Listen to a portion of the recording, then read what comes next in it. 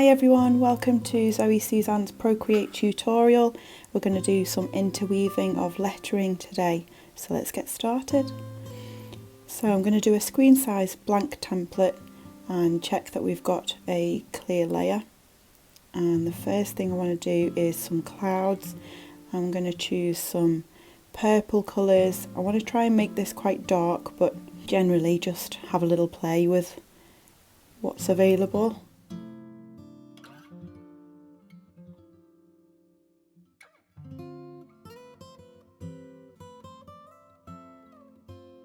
And then I try and put a little bit of warmth into it, change the size of the cloud shape a little bit, just play around, make sure that any edges are a bit softened. And that's still a little bit light for me, so I like to go over with some darker shades, just fill in any patches that I think are a little bit on the light side, because I know I'm going to want to put some light coloured lettering over the top, so I really want that to sort of stand out more.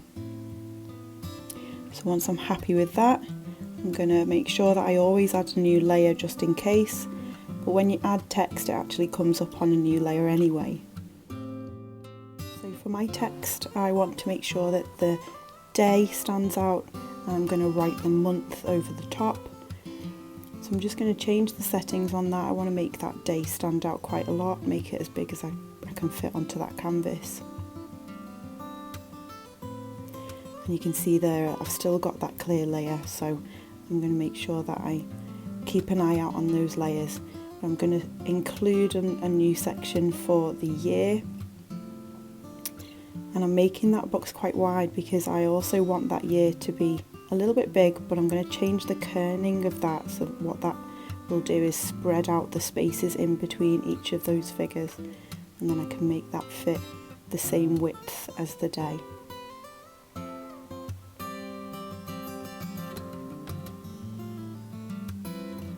So I'm going to use that spare layer that I had that's still clear, and that's where I'm going to do my lettering.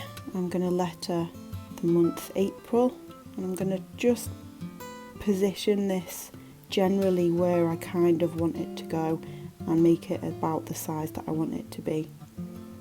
I'm using a calligraphy brush for this one. You can really use any brush, you can do any style that you want to.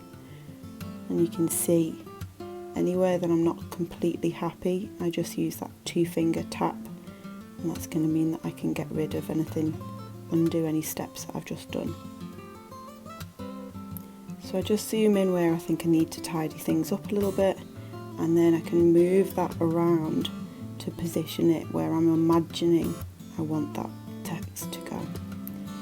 Next step, I need another version of that Saturday text, and I need that to be above the lettering for April. So the Saturday that's above, that's where I'm going to do my rubbing out. I'm basically going to look and follow the line of that lettering, and anywhere that I want that text to appear in front of the word Saturday, I'm going to try rubbing out. You can see that there are some areas that I've got to be a little bit careful on. I've got to make sure that the pen size is a little bit smaller, just so that I don't end up with too many lines coming out.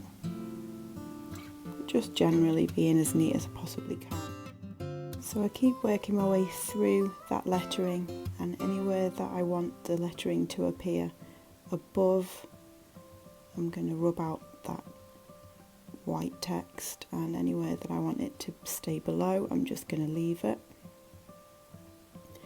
And generally, as a rule of thumb, what I like to do is every maybe 2 or 3 joins, I'll look for a position where I can change the direction of that lettering. So I might leave it behind a couple of steps and then rub out one to make it in front, and then just going back over to make sure I'm happy with what I've left behind and what I've made appear in front. I'm still happy with the arrangement. So once I'm done with that, I'm going to look at doing some shadows so that that text, the white text, really stands out. And when you've got those text layers, they stay as text until you rasterize them. That basically turns them into an image rather than a piece of text. So once you've rasterized them, you can't edit the text anymore, but you can edit the image of the text. And all I'm doing is making a duplicate of those layers, and then I'm changing the colour of them. So you can see I'll do the same on this 2020. I've rasterized it, and I've also got rid of the other layers so that I can't see them. And then I'm going to change the colour of that one layer, put everything back, just slightly move that off centre, and then I use the Gaussian blur just to create that shadow type effect. And that's everything done. Final option, sometimes I like to do this, sometimes I don't, is make a duplicate layer of the lettering, the April, and then I actually create a Gaussian blur on that as well, but I use it to create a clipping mask, and that gives a little bit of shadow only in the places where that lettering is in front. That's quite nice. And that's the finished article. Thanks very much for listening, hope it helps. Please keep an eye out for some new tutorials. And if you'd like to get in touch, you can find me on Facebook or Instagram at Zoe Suzanne Designs. Bye for now.